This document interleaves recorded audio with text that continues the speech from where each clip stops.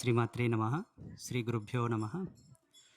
శ్రీ విద్యాం పరిపూర్ణమేరు శిఖరే బిందు త్రికోణే స్థితాం వాగీషాది సమస్తభూత జననీం మంచే శివాకారకే కామాక్షీం కరుణారసార్ణవమయీం కామేశ్వరాంకస్థితాం కాంతాం చిన్మయ కామకోటి నిలయాం శ్రీ బ్రహ్మ విద్యాం భజే.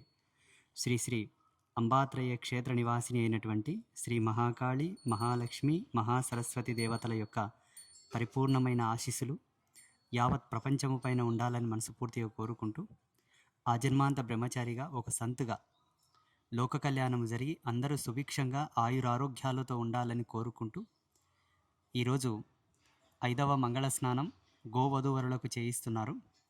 దినములలో 4వ దినం ప్రారంభం చేసి మొదటి రోజు 2 సార్లు స్నానం చేయించారు కాబట్టి 5వ మంగళ స్నానం. రేణుకా జమదగ్ని ఋషుల యొక్క పవిత్ర వివాహ మహోత్సవమునకు సంబంధించి 9 మంగళ స్నానాలు చేయిస్తారు శాస్త్రీయ ధర్మం ప్రకారంగా. ఆ ధర్మాన్ని అనుసరించి ఇది 5వ మంగళ స్నానం. ఈరోజు ఏదేంటండి, కొంచెం మతిమార్పు ఉందేమనుకోకండి.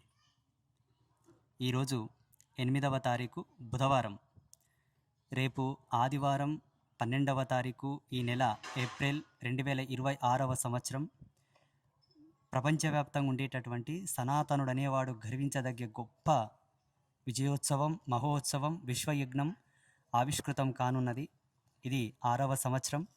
విశ్వశాంతికై, అందరి క్షేమం కోసమే దీన్ని తలపెట్టడం జరిగింది. కాబట్టి ఈ మహోత్సవాన్ని ప్రతి ఒక్కరూ పురస్కరించుకోవాలి, ఆనందించాలి, ఆస్వాదించాలి.